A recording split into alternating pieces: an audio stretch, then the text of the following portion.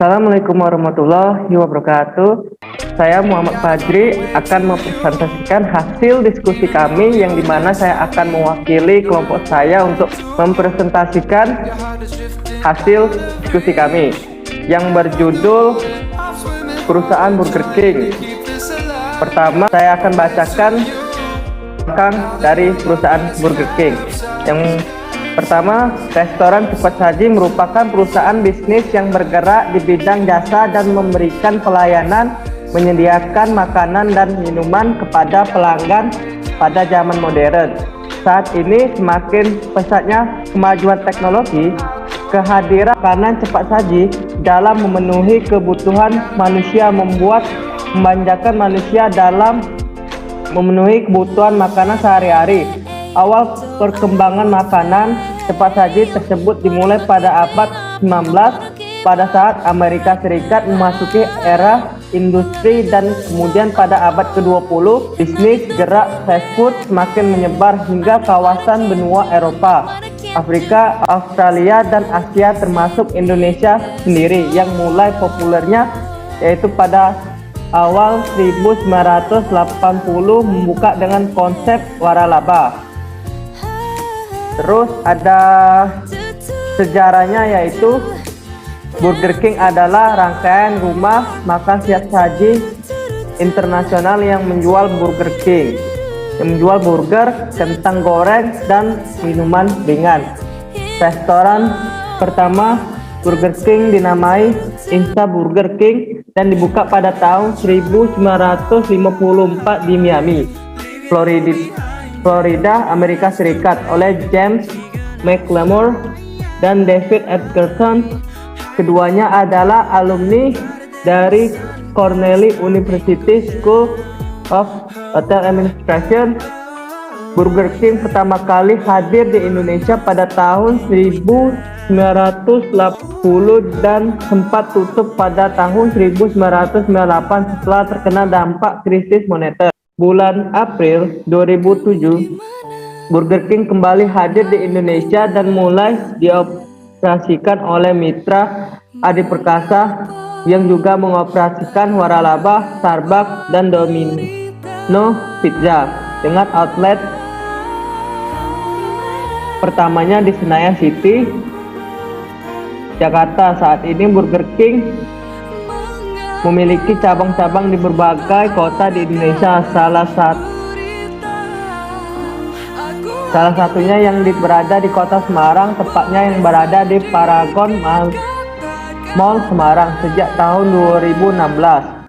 Terus saya masuk ke data kondisi penjualan yang ada pada Burger King Semarang selama 2016 sampai 2019. Masuk tahun ke 2016, targetnya 76.550 dan realisasinya 77.502 dan persentase 101%. Masuk tahun 2017, targetnya 76.500 dan realisasinya 74.867 dan persentase 97%. Masuk tahun ke 2018, targetnya 76.341, realisasinya 71.532 dan persentasenya 93%. Masuk tahun terakhir yaitu 2019, targetnya 75.867, realisasinya 70.129, persentasenya hanya 92%. Berdasarkan pada tabel di atas menunjukkan bahwa setiap tahunnya realisasi total customer dan Burger King Paragon Semarang pernah mencapai target yang ditentukan, bahkan pada tahun awal melebihi dari target, namun mengalami penurunan pada tahun berikutnya yang disebabkan oleh penurunan minat beli ulang pelanggan Burger King Paragon Semarang. Akan dilanjutkan oleh saudari Heni Amelia. Silakan. Rumusan masalah. Oleh karena itu, dalam rangka menentukan pengaruhan dalam kembali di Burger King Paragon Semarang yang diperoleh dengan menganalisis kualitas pelayanan dan promosi terhadap minta balik ulang berdasarkan urut latar belakang yang telah ditemukan di atas. Maka penulisan mengilustrasikan permasalahan sebagai berikut. 1. Apakah terdapat pengaruh kualitas pelayanan terdapat minta balik ulang? 2. Apakah terdapat pengaruh promosi terhadap minta balik ulang? Apakah terhadap mengaruhi kualitas pelayanan dan promosi terhadap minta beli ulang? Tujuan penelitian. Kegiatan penelitian dilaksanakan dalam rangka mengetahui dalam mengambil keputusan konsumen dan bagaimana kualitas pelayanan dan promosi oleh Burger King Ponorogo Semarang yang dapat meningkatkan minta beli ulang, sehingga sebagian tujuan dalam penelitian ini adalah: 1. Untuk mengetahui ada tidaknya pengaruh kualitas pelayanan terdapat minta balik ulang. 2. Untuk mengetahui ada tidaknya pengaruh promosi minat balik ulang. Untuk mengetahui ada tidaknya pengaruh kualitas pelayanan dan promosi terdapat minat beli ulang. Manfaat dan tujuan penelitian. Kegiatan penelitian dilaksanakan dalam rangka mengetahui ada tidaknya kualitas pelayanan dan promosi toko perlu dilakukan oleh Burger King Ponorogo Semarang yang dapat meningkatkan pembelian, minat beli ulang, sehingga sebagai manfaat dan tujuan dalam penelitian ini adalah manfaat praktik, memberikan masukan dan pertimbangan bagi perusahaan dalam rangka menentukan strategi pemasaran untuk lebih meningkatkan tingkat penjualan, sehingga itu bermanfaat pula untuk mengetahui faktor manakah yang bergantung segmentasi terhadap minat beli ulang pelanggan. Dilanjutkan kepada resa. Hipotesis merupakan jawaban sementara terhadap rumusan masalah penelitian. Adapun hipotesis yang ditemukan dalam penelitian ini adalah berikut. 1. H1 diduga terdapat pengaruh antara kualitas pelayanan terhadap minat beli ulang. H2 diduga terhadap pengaruh antara promosi terhadap minat beli ulang. H3 diduga terdapat pengaruh antara kualitas pelayanan dan promosi terhadap minat beli ulang. Definisi konsep adalah istilah digunakan untuk menggambarkan secara abstrak kejadian, keadaan kelompok atau individu yang menjadi pusat perhatian ilmu sosial.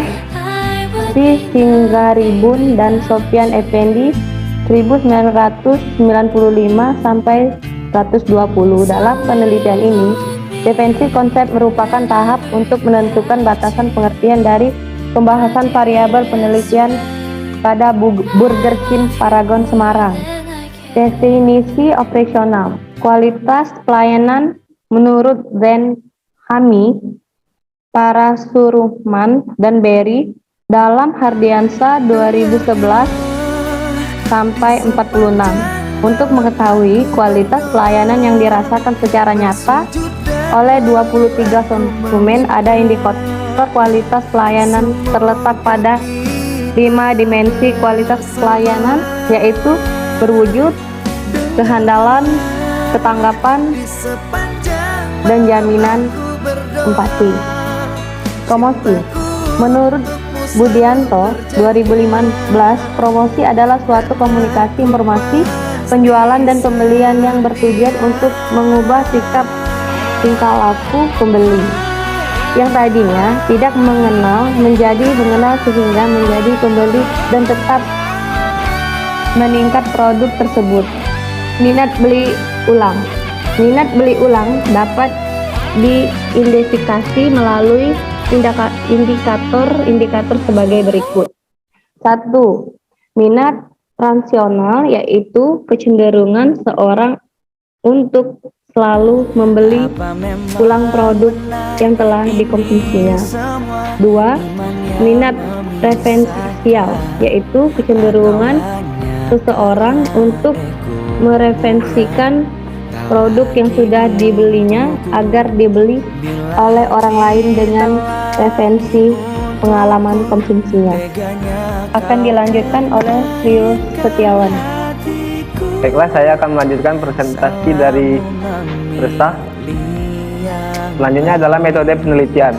Metode penelitian adalah analisis untuk mendapatkan data dengan tujuan dari konsep tertentu. Cara inilah berarti kegiatan penelitian itu didasarkan pada ciri-ciri kelemahan, yaitu rasional, memoris, dan sistematis. Rasional yaitu kegiatan penelitian dapat dilakukan dan masuk akal sehingga terjangkau oleh pikiran manusia. Empiris yaitu cara-cara yang dilakukan, dapat mengetahui cara-cara yang digunakan. Selanjutnya populasi dan sampel. Populasi merupakan wilayah generasi yang terdiri dari objek-objek yang memiliki kuantitas. Selanjutnya sampel. Sampel adalah bagian dari dan koleksi yang dimiliki oleh populasi tersebut. Selanjutnya ada teknik pengambilan sampel. Teknik sampling yang digunakan dalam penelitian ini adalah non-probability. Selanjutnya ada analisis data. Analisis data adalah memperkirakan atau dengan menentukan besarnya pengaruh secara kuantitatif dari suatu beberapa kejadian terhadap kejadian lainnya, serta memperkirakan atau meramalkan kejadian lainnya. Kejadian dapat dinyatakan sebagai perubahan nilai variabel. Proses analisis data dimulai dengan menelaah seluruh data yang diperoleh, baik melalui hasil kuesioner dan bantuan wawancara. Baik, kembali kepada Muhammad Fajri. Oke, sampai sini saja hasil pemaparan presentasi kami. Saya akan akhiri. Wassalamualaikum warahmatullahi wabarakatuh.